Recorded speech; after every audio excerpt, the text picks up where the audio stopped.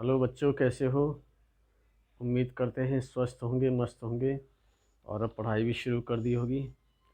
तो आज हम लोग इस वीडियो में बात करेंगे characteristics of particles of matter. जो पिछला वाला वीडियो था हमने उसमें डिस्कस किया था कि मैटर्स क्या होता है, और साथ ही साथ हमने डिस्कस किया था कि फ़िज़िकल नेचर ऑफ मैटर क्या होती है, जिसमें बताया था कि matter is made up of particles, how small are these particles of matter. ये कल हमने डिस्कस किया था और उसमें ये पता गया था कि कोई भी मैटर हो वो कंटिन्यूस फॉर्म में नहीं होता, बल्कि वो छोटे छोटे पार्टिकल से मिलकर के बना होता है, और ये पार्टिकल्स साइज में बहुत ही छोटे होते हैं। तो चलिए, आज नया टॉपिक है और टॉपिक का नाम है characteristics of particles of matter. अब इस टॉपिक में हम लोग पढ़ेंगे जो मैटर है उसके जो पार्टिकल्स हैं उनकी क्या प्रॉपर्टीज़ होती हैं। तो प्रॉपर्टीज़ ये होती हैं, पहला है particles of matter have space between them. जो पार्टिकल्स होते हैं किसी भी मैटर के, उनके बीच में स्पेस होता है। दूसरी जो प्रॉपर्टीज होगी इसकी, वो होगी आपकी particles of matter are continuously moving. Particles of matter are continuously moving. And third होगी आपकी कि दे पार्टिकल्स जो होते हैं किसी भी मैटर के अट्रैक्ट ईच अदर। तो तीन प्रॉपर्टीज हम लोग इसमें पढ़ेंगे। पहली प्रॉपर्टीज हम लोग पढ़ेंगे particles of matter have space between them. दूसरी प्रॉपर्टी जो हम लोग पढ़ेंगे वो पढ़ेंगे particles of matter are continuously moving.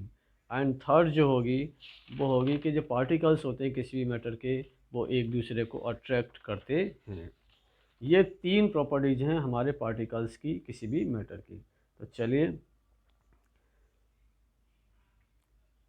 Particles of matter have space between them. In activities 1.1 and 1.2 जो से पहले वाले वीडियो में हैं, we saw that the particles of sugar, salt, Dettol और potassium permanganate got evenly distributed in water. Similarly, when we make tea, coffee or नींबू पानी, particles of one type of matter get into the space between particles of the other. This so that there is enough space between particles of matter. तो इसमें ये कहना चाह रहा है कि कोई भी मैटर है, उस मैटर के जो पार्टिकल्स होते हैं उन पार्टिकल्स के बीच में स्पेस होता है। क्या होता है? स्पेस होता है। जैसे कि जब भी आप कभी नींबू पानी बनाते हो या घर पे चाय बनाते हो या नमक को पानी में घोलते हो या शुगर को आप वाटर में डिजोल्व करते हो, तो आपने देखा होगा कि जब भी हम लोग कभी भी वाटर के अंदर शुगर को डिजोल्व करेंगे तो थोड़ी देर के बाद शुगर के जो पार्टिकल्स हैं, जो वाटर के पार्टिकल्स के बीच में जो स्पेस है उसमें आकर के ट्रैप हो जाते हैं। इसी तरीके से अगर हम लोग जब भी टी बनाते हैं, चाय बनाते हैं, तो चाय में देखा होगा आपने क्या होता है कि उसमें आपका मिल्क भी पड़ेगा, वाटर भी होता है, जिंजर भी होता है, शुगर भी होती है, टी लीव्स भी होती है। उन सभी के पार्टिकल्स एक दूसरे में परफेक्टली मिक्सअप हो जाते हैं। तो इसका मतलब है कि कोई भी मैटर हो, हर मैटर के पार्टिकल्स के बीच में एक स्पेस होता है, और उसी स्पेस के होने के कारण पार्टिकल्स एक दूसरे में मिक्सअप हो जाते हैं या फिर ट्रैप हो जाते हैं। अगली जो प्रॉपर्टीज़ है वो है आपकी particles of matter are continuously moving. किसी भी मैटर के जो पार्टिकल्स होते हैं वो भी हमेशा मूव करते रहते हैं। Means they are in random motion. एक तरह से वो रैंडम मोशन में होते हैं, कंटिन्यूसली मूविंग करते रहते हैं। तो इस प्रॉपर्टीज़ को एक्टिविटीज़ के थ्रू हम लोग सीखेंगे कि ये सब कैसे होता है। तो चलिए, particles of matter are continuously moving. तो एक्टिविटीज़ है हमारी कि put an unlit incense stick in a corner of your class. How close do you have to go near it so as to get its smell? Now light the incense stick. What happens? Do you get the smell? Sitting at a distance, record your observation. ये कहना चाह रहा है कि आप अपने किसी भी कमरे में एक अगरबत्ती, ठीक, लगा दीजिए। जब आप अगरबत्ती लगा देंगे तो पहले आप उसे जलाइएगा मत। तो जब नहीं जलती है वो अगरबत्ती, तब तक तो उसकी स्मेल को अगर आपको करना है तो उसके क्लोज में आपको जाना पड़ेगा, ठीक। लेकिन जैसे ही हम लोग उस अगरबत्ती को जला देते हैं तो उसकी स्मेल काफ़ी दूर तक कमरे में बैठी हुई दूसरी जगह तक वो आसानी से आ जाती है।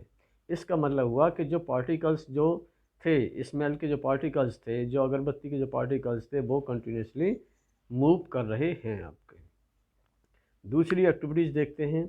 इस एक्टिविटीज़ में क्या होता है कि take 2 glass beakers filled with water, put a drop of blue or red ink slowly and carefully along the side of the first beaker and honey in the same way in the second beaker.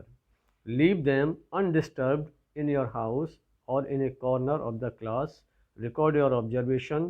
What do you observe immediately after adding the ink drop, and what do you observe immediately after adding a drop of honey? How many hours or days does it take for the color of ink to spread evenly throughout the water? इस activities को करने के लिए वो ये आपसे कहना चाह रहा है कि 2 आप बीकर ले लें। मान लीजिए हमारे पास ये 2 बीकर हैं और दोनों ही बीकरों में हमने क्या भर रखा है, वाटर फिलअप कर दीजिए। वाटर फिल करने के बाद पहले वाले बीकर में आप कोई भी, चाहे वो रेड इंक हो आपकी, रेड इंक डाल दीजिए थोड़ी सी यहाँ से कॉर्नर से, या फिर आपके पास ब्लू इंक है तो वो डाल दीजिए। ब्लू इंक नहीं है तो आप एक काम और भी कर सकते हैं कि घर पे हमारे सभी के उजाला होता है जिसको हम लोग नील कहते हैं, आप उसकी भी एक ड्रॉप यहाँ पर साइड से डाल दीजिए। दूसरे बीकर में वो ये कह रहा है कि इस बीकर के अंदर हनी, हनी मीन्स शहद ना, तो शहद की 2 या 4 बूंद इसमें कॉर्नर से डालिए।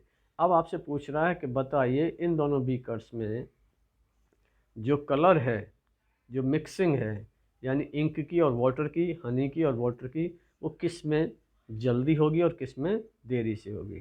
तो बहुत सिंपल सा एक्सपेरिमेंट है। इसमें देखा जाता है कि जैसे ही हम लोग रेड या ब्लू इंक वाटर में डालते हैं वो तुरंत ही पूरे वाटर में मिक्सअप होना शुरू हो जाती है।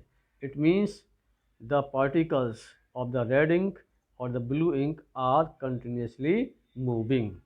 लेकिन जो हनी है, क्योंकि हनी के जो पार्टिकल्स होते हैं वो थोड़े से हैवी होते हैं, तो उनकी जो मूवमेंट उनकी भी होती है लेकिन इतनी फास्ट नहीं होती जितनी कि इंक की। तो हनी के केस में क्या होगा कि इसको वाटर में मिक्सअप होने के लिए, पार्टिकल्स को मूवमेंट करने के लिए थोड़ा सा टाइम लगेगा, और जबकि इंक जो रेड है या फिर ब्लू है वो तुरंत ही उसमें पूरे पानी में स्प्रेड हो जाती है, मिक्सअप हो जाती है, फैल जाती है। एक्टिविटी 1.5 ये भी एक एक्टिविटी है इसी बात को प्रूव करने के लिए कि जो पार्टिकल्स होते हैं मैटर के, दे आर कंटिन्यूसली मूविंग। इसमें वो क्या कह रहा है कि drop a crystal of copper sulphate और potassium permanganate into a glass of hot water. इस बार उसने जो वाटर लिया है वो कैसा लिया है, हॉट लिया है, hot water, and another containing cold water. एक बीकर में उसने क्या लिया है, हॉट वाटर ले रखा है, दूसरे में क्या ले रखा है, कोल्ड वाटर। मान लीजिए 2 बीकर हैं, एक बीकर में उसने भरा कोल्ड वाटर ठंडा और दूसरे में उसने भरा हॉट वाटर, हॉट मीन्स गर्म है ना। एक बीकर में क्या भरवा रहा है वो आपके हॉट वाटर और दूसरे में क्या भरवा रहा है, कोल्ड वाटर। अब वो कह रहा है कि पहले वाले बीकर में आप कॉपर सल्फेट को डालें। किसको डालें यहाँ के अंदर, कॉपर सल्फेट। कॉपर सल्फेट का जो फॉर्मूला होता है वो CuSO4 होता है, कॉपर सल्फेट। और दूसरे में कह रहा है पोटेशियम परमैंगनेट, KMnO4 डाल दो, या दूसरे में भी इन दोनों में से कोई भी एक चूज़ कर लो। चलिए दूसरे में भी हम लोग कॉपर सल्फेट डाल देते हैं। कॉपर सल्फेट इसमें भी डाल दिया, जो कोल्ड वाटर है, और इसमें हॉट वाटर है, इसमें भी हमने डाल दिया। What happens as time passes, तो जैसे टाइम पासिस होता है तो क्या होता है, what does this suggest about the particles solid and liquid, does the rate of mixing change with temperature, why and how. अब पूछा है कि कौन से वाले बीकर में ये जो कॉपर सल्फेट के पार्टिकल्स हैं वो तेज़ी से मूव करेंगे या तेज़ी से मिक्सअप होंगे। तो सिंपल सा आंसर है, जो वाटर आपका हॉट है ना, उस वाटर में कॉपर सल्फेट के या KMnO4 के जो भी आप डिजोल्व करना चाहें उसके पार्टिकल्स तेज़ी से मूवमेंट करेंगे, और कोल्ड वाटर में मूवमेंट करेंगे, बट हॉट वाटर के कंपैरिजन में उनकी स्पीड जो है वो स्लो होगी।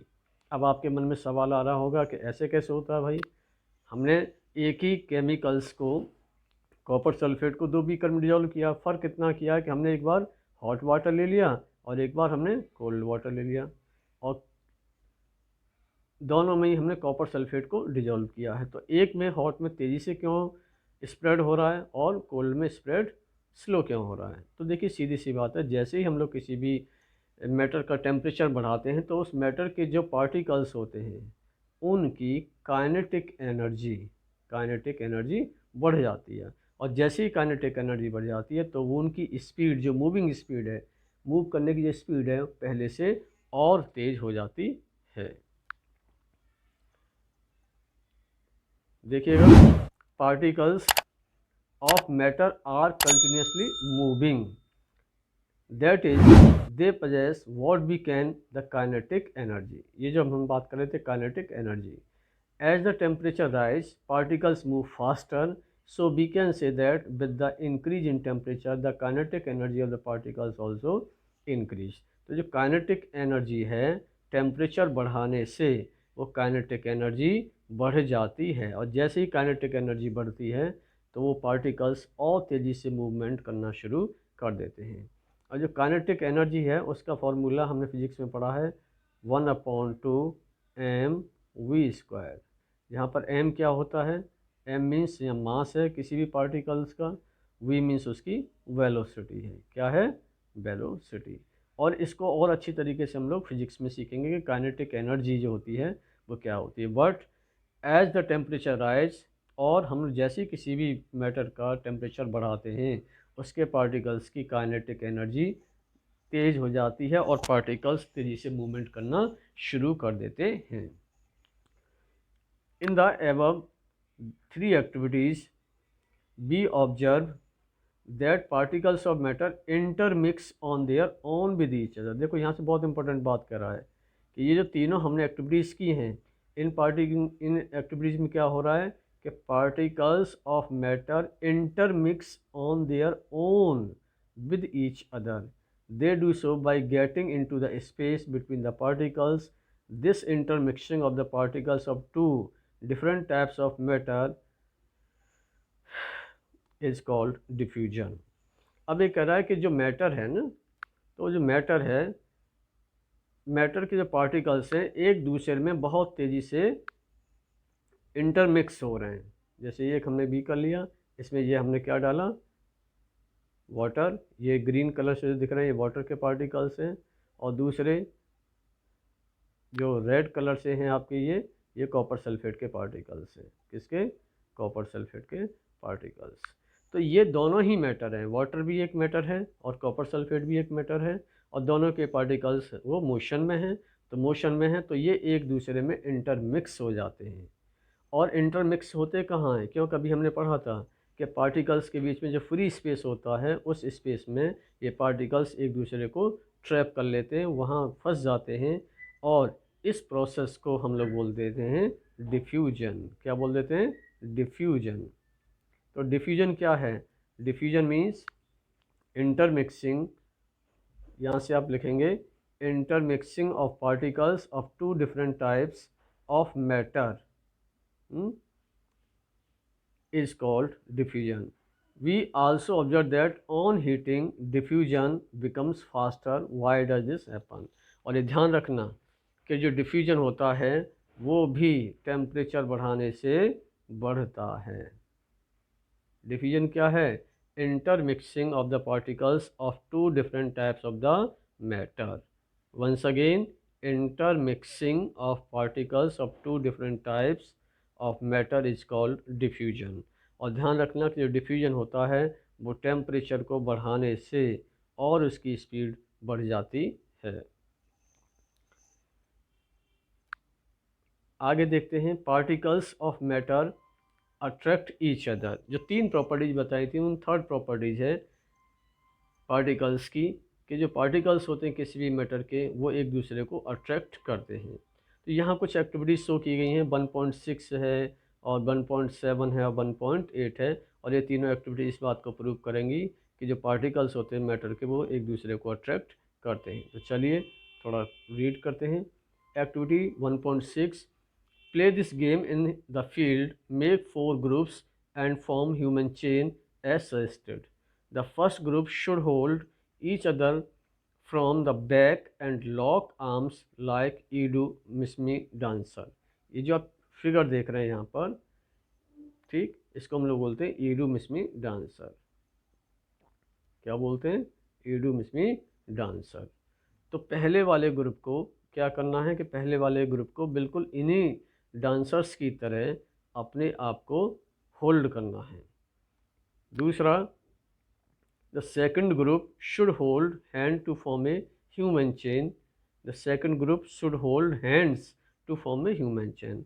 और सेकंड ग्रुप को क्या है? केवल एक ह्यूमन चेन की तरह ही रहना है। Third group should form a chain by touching each other with only their finger tips. और तीसरा वाला जो ग्रुप है वो केवल अपनी फिंगर्स से ही टच करके ग्रुप बनाएगा। Now the fourth group of students should run around and try to break the three human chains one by one into as many small group as possible, which group by the easiest to break why।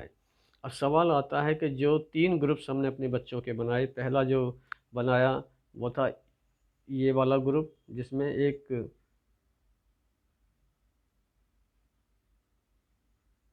Dancers की तरह हमको lock रखना है अपने हाथों को। दूसरा जो हमने बनाया वो था केवल सिंपली खड़े हो जाना है। तीसरे में हमें केवल अपनी उंगलियों को टच करके रहना है। अब आपसे पूछा रहा है कौन से वाले ग्रुप को ब्रेक करना आसान है, तो सीधी सी बात है जो ईडू मिसी वाला जो ग्रुप है, ये वाला है ना, ईडू मिसमी जो ग्रुप है, ये डांसर वाला ग्रुप है, ये इजी है, आपको इजी नहीं है इसको ब्रेक कर पाना, क्योंकि इन्होंने अपने हाथों को मजबूती से पकड़ रखा है। और जिस ग्रुप ने केवल अपनी फिंगर्स की टिप्स के एक दूसरे को टच करके खड़े हैं उसको ब्रेक करना बहुत ही आसान है आपका।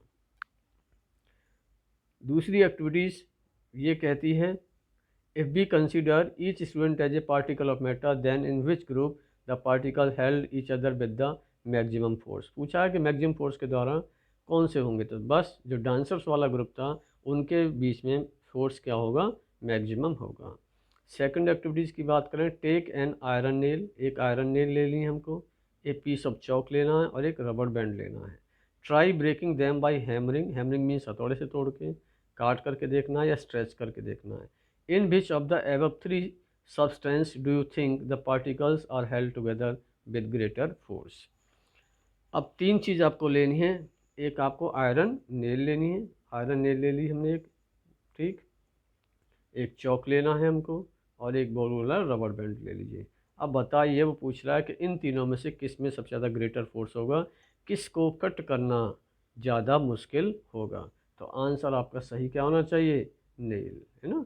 तो नेल को कट करना इतना आसान नहीं है, क्योंकि जो आयरन का जो नेल है उसके जो पार्टिकल्स हैं उनके बीच में बहुत ग्रेटर फोर्स लगा हुआ है comparison to chalk, comparison to rubber band. Rubber band इसलिए स्ट्रेचेबल हो जाती है क्योंकि उसके बीच में वीक फोर्स काम कर रहा है, और रबर बैंड से ज़्यादा स्ट्रॉन्ग कहाँ पर है? चौक, क्योंकि चौक को आप स्ट्रेच नहीं कर सकते, और चौक से भी ज़्यादा कहाँ स्ट्रॉन्ग फोर्स है? वो है आपका आयरन नेल के बीच में।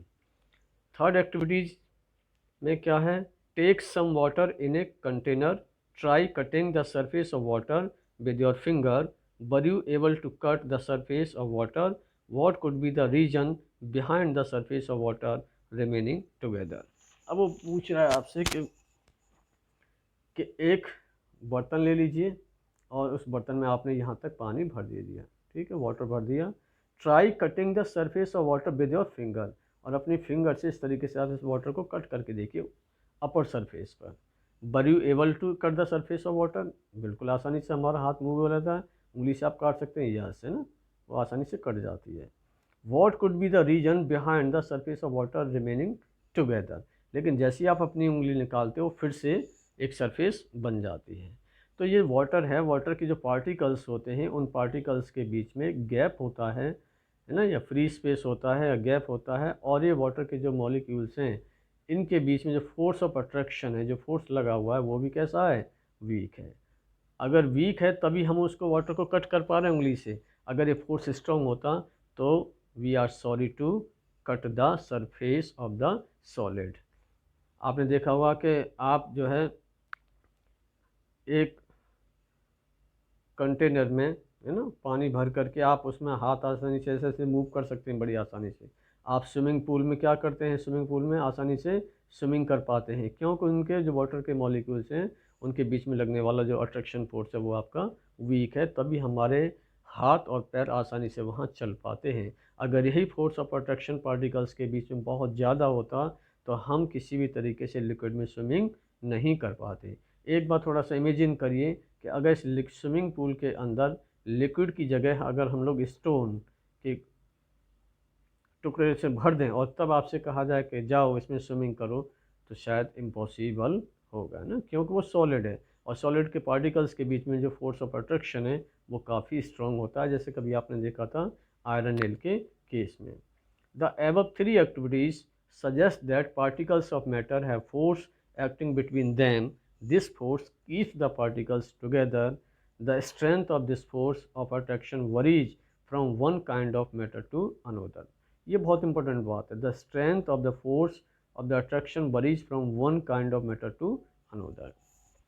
ये जो फोर्स ऑफ अट्रैक्शन है ना, ये मैटर टू मैटर चेंज होता है। ऐसा नहीं कि सभी मैटर्स में बिल्कुल एक जैसा फोर्स ऑफ अट्रैक्शन रहेगा, नहीं। ये मैटर की जो नेचर है उस पर डिपेंड करता है कि उसकी फिजिकल नेचर कैसी है, क्या वो सॉलिड है, क्या वो लिक्विड है या फिर गैसेस है। तो अगर मैं इस फोर्स ऑफ अट्रैक्शन की बात करूं तो जो सॉलिड होते हैं उन सॉलिड के अंदर ये फोर्स ऑफ अट्रैक्शन बहुत ज़्यादा होता है, उनसे कम होता है हमारा लिक्विड के अंदर होता है, और सबसे कम हमारा गैसेस के अंदर ये फोर्स ऑफ अट्रैक्शन होता है। और यही कारण है कि आपने देखा होगा कि गैसेस के पार्टिकल, जैसे अभी आपने कहा था कि अगर हम लोग अगरबत्ती को जला दें एक अपने रूम के कोने में तो उसकी स्मेल काफ़ी दूर तक पहुंचती चली जाती है बड़ी आसानी से। आपकी मम्मी अपने किचन में खाना बना रही हैं, गर्म खाने की खुशबू आप तक आसानी से पहुंच जाती है, क्योंकि गैसेस के जो पार्टिकल्स हैं उनके बीच में फोर्स ऑफ अट्रैक्शन काफ़ी वीक होता है। आप किसी भी लिक्विड के अंदर अपना हाथ मूव कर सकते हैं, आप उंगली से उसको कट कर सकते हैं, उसमें अपना हाथ रोटेट कर सकते हैं, आप उसमें स्विमिंग कर सकते हैं, आप उसमें जंपिंग कर सकते हैं, बिकॉज गैस से थोड़ा सा ज़्यादा फोर्स ऑफ अट्रैक्शन कहाँ पर होता है, लिक्विड में होता है। लेकिन सॉलिड की अगर हम बात करें, सॉलिड में फोर्स ऑफ अट्रैक्शन सबसे ज़्यादा होता है। यही कारण है कि हम लोग सॉलिड में एकदम डायरेक्ट जंप नहीं कर सकते है ना, सॉलिड में हम लोग स्विमिंग भी नहीं कर सकते, सॉलिड में हम अपनी उंगली से उसको काट भी नहीं सकते हैं ना, क्योंकि वहाँ पर फोर्स ऑफ अट्रैक्शन बहुत ज़्यादा होता है आपका। तो सबसे ज़्यादा फोर्स ऑफ अट्रैक्शन कहाँ हुआ, फोर्स ऑफ अट्रैक्शन हुआ सॉलिड में, और सबसे कम फोर्स ऑफ अट्रैक्शन कहाँ हुआ, हमारा गैसेस में। तो ये फोर्स ऑफ अट्रैक्शन जो होते हैं मैटर टू मैटर चेंज होते रहते हैं। तो अभी जो characteristics of particles of matter वाली बात थी, तो केवल तीन बातें निकल करके आई। फर्स्ट बात ये थी कि जो पार्टिकल्स होते हैं किसी भी मैटर के, उनके बीच में फ्री स्पेस होता है।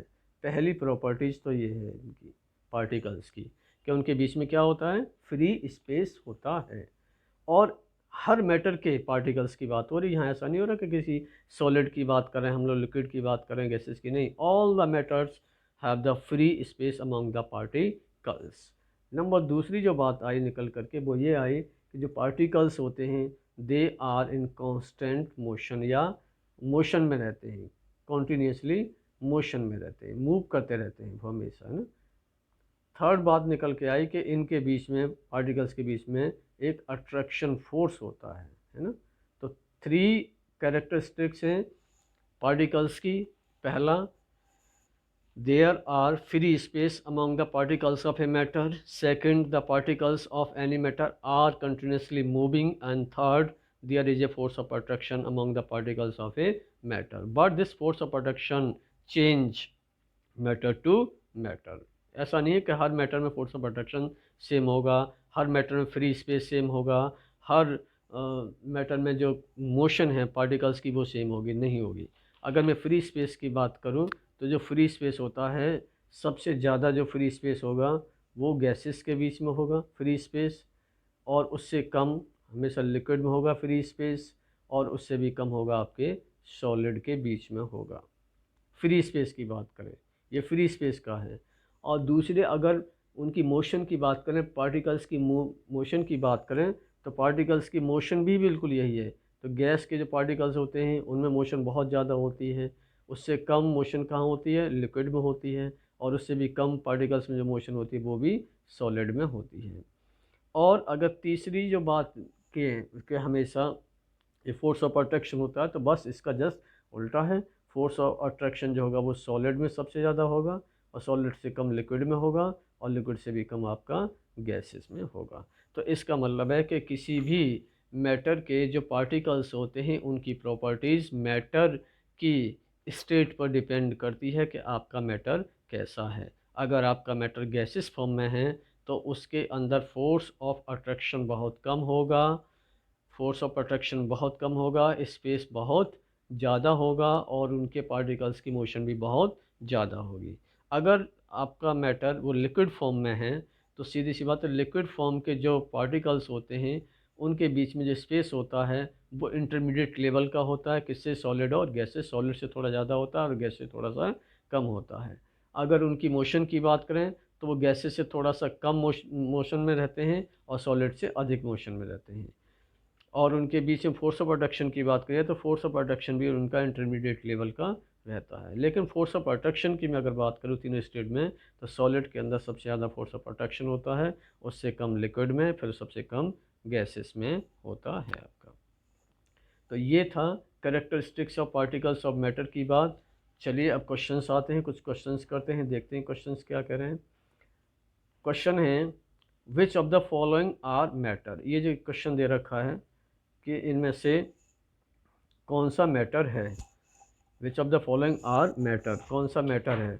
चेयर है पहला, air, love, smell, heat, almond, thought, cold, lemon, water, smell of perfume, है ना।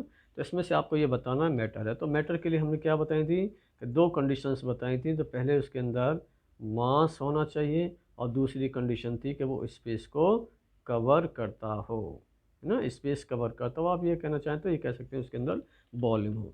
तो चलिए देखते हैं कि किसके यहाँ पर स्पेस है और मास होगा। जिसमें मास और स्पेस होगा वो हमारा मैटर कहलाएगा, जिसमें मास और स्पेस नहीं होगा तो वो हमारा मैटर नहीं कहलाएगा। तो सबसे पहले बात करें हम चेयर की, तो चेयर के अंदर तो मास होता है, चेयर स्पेस भी कवर करती है, तो इसका मतलब क्या हुआ, chair is a matter. Second बात करें हम लोग एयर की, एयर इज ए मैटर है या नहीं है। अब आप कहेंगे कि सर हमने तो एयर को कभी देखा नहीं, तो हम ये कैसे कह दें कि उसके अंदर स्पेस होता है या उसके अंदर मास होता है, कभी हमने पकड़ा तो है नहीं एयर को। तो कुछ नहीं, एयर क्या है, एयर भी एक मैटर है। कैसे ना, बहुत सिंपल सी एक्टिविटीज है। आप एक बलून लीजिए और बलून में आप एयर भरेंगे। क्या भरना है, एयर भरें। तो जैसे ही आप एयर भरते हैं तो बलून का साइज़ क्या होता चला जाता है, आपका बढ़ता चला जाता है। जब बलून में हमने एयर नहीं भरी थी तब उसका वेट कर लीजिए, और बलून में एयर भरने के बाद फिर वेट करेंगे, और आप पाएंगे कि जैसे ही हमने बलून के अंदर एयर भरी तो उसका वेट पहले से ज़्यादा हो गया। इट मीन्स उसके अंदर मास है, और बलून का साइज बढ़ता चला गया, इट मीन्स उसके अंदर स्पेस भी है। तो इसका तो मतलब ये हुआ कि एयर भी हमारी क्या हुई, मैटर हुई। चेयर भी हमारी मैटर है, एयर भी हमारी मैटर है। अब बात आते तीसरी, लव। व्हाट इज़ लव, है ना। तो लव क्या है, ये इमोशंस हैं हमारे, क्या हैं, इमोशंस। और ध्यान रखना, इमोशंस जो होते हैं वो कभी भी मैटर नहीं होते, क्योंकि लव के में कितना मास होता है, वो कितना स्पेस कवर करता है, तो ऐसा तो कुछ भी नहीं है ना, है ना। तो लव क्या है, वो हमारा मैटर नहीं है आपका। स्मेल की बात करें तो देखिए यहाँ पे जो स्मेल जो वर्ड है ना, ये स्मेल एक वर्ब की तरह काम कर रहा है यहाँ पर ना। केवल स्मेल की बात होगी तो ये मैटर नहीं है। हेट, हेट मीन्स नफ़रत करना होता है, तो हेट भी क्या है, हमारा इमोशन में आता है, तो ये भी हमारा मैटर नहीं है। आमंड की बात करें, आमंड तो बादाम ना, बादाम तो आप सब लोग खाते होंगे, और कहा जाता है कि इनसे ब्रेन मजबूत होता है, बॉडी स्ट्रॉन्ग होती है। बिल्कुल सही बात है, आप सब लोग बादाम खूब रोज़ाना खाइए। तो आमंड क्या, आमंड के अंदर तो मांस होता है और स्पेस भी कवर करता है, तो आमंड्स क्या हुए आपके, मैटर हुए। थॉट, थॉट मीन्स हमारे विचार, हमारे ब्रेन में बहुत सारे थॉट्स आते रहते हैं ना, तो थॉट भी हमारे मैटर्स नहीं होते। कोल्ड, है ना, कोल्ड, कोल्ड भी हमारा क्या है, कोल्ड भी मैटर नहीं है। लेमन वाटर, हाँ ये है, लेमन वाटर तो रोज़ाना पीजिए। अब तो वैसे भी गर्मी आ गई तो खूब लेमन वाटर पीजिए। तो देखिए यहाँ पर मास भी है और स्पेस भी कवर होगा, तो लेमन वाटर क्या हुआ आपका, ये भी मैटर है। अब बात करें स्मेल ऑफ परफ्यूम है। स्मेल, अकेला स्मेल आपका मैटर नहीं है, लेकिन smell of perfume, smell of anything, वो आपका मैटर होगा। क्योंकि परफ्यूम क्या है, परफ्यूम तो एक लिक्विड जैसी चीज़ होती है ना, तो उसमें से जो गैसेस के पार्टिकल्स हैं वो निकलते रहते हैं। तो ये पार्टिकल्स हैं तो उनके अंदर मास है और वो स्पेस भी कवर करते हैं। That's why smell of the perfume is a matter, but smell, only smell is not a matter. Emotions are not matter, hate, smell, love, है ना, ये सब क्या है, मैटर नहीं है आपका। चलिए अब दूसरे क्वेश्चन की तरफ बढ़ते हैं। तो दूसरा क्वेश्चन है हमारा, give reason for the following observation. वो कह रहा है कि भैया रीजन बताओ क्या समस्या है ये। चलिए देखते हैं क्या रीजन है हमारा। वो कह रहा है, the smell of hot sizzling food reaches you several metres away, but to get the smell from cold food you have to go too close. वो कह रहा है भैया गरम गरम खाना जो होता है, फूड है ना, हाँ हाँ देखा होगा, जो फास्ट फूड होते हैं वो अपने लोहे की कढ़ाई सी होती है, उस पर ज़रा सा पानी डालते हैं और उसको हल्का सा पीटते हैं, छन्न की आवाज़ आती है, हाँ हाँ, खुशबू दूर तक चली आती है आप तक, ओ हो, टिक्की, बर्गर हैं, समोसे बन रहे हैं। वो पूछ रहा है जो हॉट फूड है उसकी जो स्मेल है वो आप तक पहुंच जाती है काफ़ी दूर तक, लेकिन जब वही फूड ठंडा हो जाता है ना, तो आपको उसे स्मेल करने के लिए उसके पास तक जाना होता है। ऐसा क्यों? तो जैसे अभी हमने पढ़ा था, क्या पढ़ा था, कि जैसे ही किसी भी मैटर का टेम्परेचर बढ़ता है, क्या बढ़ाते हैं, टेम्परेचर है ना, गर्म करते हैं, बढ़ाते हैं, तो उनके पार्टिकल्स की काइनेटिक एनर्जी बढ़ जाती है, और काइनेटिक एनर्जी बढ़ने से उनके पार्टिकल्स की जो स्पीड है मूव करने की, मूविंग स्पीड या चलने की जो स्पीड है वो और ज़्यादा फास्टर हो जाती है। यही कारण है कि आपने देखा होगा जब आपकी मम्मी गोभी के पराठे अंदर किचन में बना रही हो और आप बाहर कमरे में बैठे हो, तो गोभी के पराठे की खुशबू धीमे धीमे आप तक पहुंच जाती है। इसी तरीके से आपने अगरबत्ती वाला जो भी पढ़ा कि अगरबत्ती को कॉर्नर में जला दें तो उसकी स्मेल पूरे कमरे में फैल जाती है। तो केवल फैलने का यही कारण है कि वो हीट करने से उसका टेम्परेचर बढ़ा, और टेम्परेचर बढ़ने से काइनेटिक एनर्जी बढ़ी, और काइनेटिक एनर्जी बढ़ने से उसके पार्टिकल्स की स्पीड और तेज़ हो जाती है। ठीक है, समझता हूँ समझ में आ गया होगा। अगला क्वेश्चन है, a diver is able to cut through water in swimming pool, which property of matter does this observation show. वो कह रहा है जो पानी में जो डाइवर होते हैं, जो गोताखोर होते हैं, वो आसानी से स्विमिंग पूल में वाटर को अपने हाथ पैर चला लेते हैं, कट कर लेते हैं, इधर उधर घूमते रहते हैं पानी में, है ना। तो पूछ रहा है ये मैटर की कौन सी प्रॉपर्टीज़ को शो कर रहा है। तो सिंपल सी बात है, कौन सी मैटर की प्रॉपर्टीज़ है। मैटर की प्रॉपर्टीज़ क्या पढ़ी थी, particles of matter are continuously moving, ये हमने पढ़ा था। Particles of matter have space between them, ये हमने पढ़ा। और दूसरी तीसरी जो पढ़ी थी कि particles of matter attract each other. तो बताइए सीधी सी बात, अभी मैंने क्या बताया था कि वाटर के जो पार्टिकल्स होते हैं उनके बीच में एक स्पेस होता है, आपका फ्री स्पेस है। अगर फ्री स्पेस है और साथ ही वीक अट्रैक्शन फोर्स, कौन सा, वीक अट्रैक्शन फोर्स। तो ये दो प्रॉपर्टीज हैं, आप दोनों लिखना चाहो दोनों लिखें, तो एक लिख दीजिए कि उनके बीच में फ्री स्पेस होता है, इसीलिए वो आसानी से कट कर पाता है। आपने देखा ना, आप हवा में खूब उछलते हैं कूदते हैं, हाथ फैलाते रहते हैं, इधर से उधर जंप करो ना हवा में, कभी आपको चोट लगी है आपके हाथ पैरों को, नहीं ना, चलते हुए कभी चोट लगी नहीं ना, क्योंकि उसके एयर के जो पार्टिकल्स हैं उनकी बहुत स्पेस है उनके बीच में। आपको वाटर में चलने में थोड़ी सी कठिनाई हो सकती है, और उससे भी ये कठिनाई ज़्यादा कहाँ होगी कि आपसे कहा जाए कि जाओ बहुत सारे स्टोन के, बस नदी बह रही है उसमें आपको चलना है ना, तो वहाँ चलना थोड़ा सा आपको मुश्किल होगा। ठीक, अगला क्वेश्चन है, what are the characteristics of the particles of matter. तो अभी हमने तीन कैरेक्टरिस्टिक्स की बात करी। पहली थी कि उनके पार्टिकल्स के बीच में क्या होता है, फ्री स्पेस। दूसरी प्रॉपर्टीज हमने क्या पढ़ी, they are in moving condition, वो हमेशा कैसे रहते हैं, मूव करते रहते हैं। और तीसरी हमने क्या पढ़ी कि उन सभी के बीच में फोर्स ऑफ अट्रैक्शन भी होता है। तो there are the three characteristics properties of the matter. Number one, particles of matter have space between them. Number two, particles of matter are continuously moving. And third जो थी हमारी, particles of matter attract each other। उम्मीद करते हैं कि ये आपको पूरा समझ में आया होगा। ठीक है, और एक और बात, जो अभी हमने डिफ्यूजन पढ़ा था, इसको हमेशा ध्यान रखना, ये कई बार पूछ लिया जाता है आपसे कि डिफ्यूजन क्या होता है। तो डिफ्यूजन क्या बताया हमने, intermixing of two matter, intermixing of two matter, यानी दो या दो से अधिक, ऐसा नहीं कि केवल दो ही हो सकते हैं, ऐसा नहीं है, 2 हो सकते हैं, 4 हो सकते हैं, 6 हो सकते हैं, कितने भी होते हैं। Intermixings of the particles of 2 different types of matter on their own is called diffusion. एक से अधिक मैटर के पार्टिकल्स का एक दूसरे में इंटरमिक्स हो जाना क्या कहलाता है? डिफ्यूजन कहलाता है। और ध्यान रखना, डिफ्यूजन हमेशा हीट बढ़ने से, टेम्परेचर बढ़ने से उसकी स्पीड और फास्टर होती चली जाती है। क्यों होती चली जाती है ये बताया, क्योंकि टेम्परेचर बढ़ने से उनके पार्टिकल्स की काइनेटिक एनर्जी बढ़ जाती है, और काइनेटिक एनर्जी बढ़ने से वो और ज़्यादा फास्टर मूवमेंट शो करते हैं।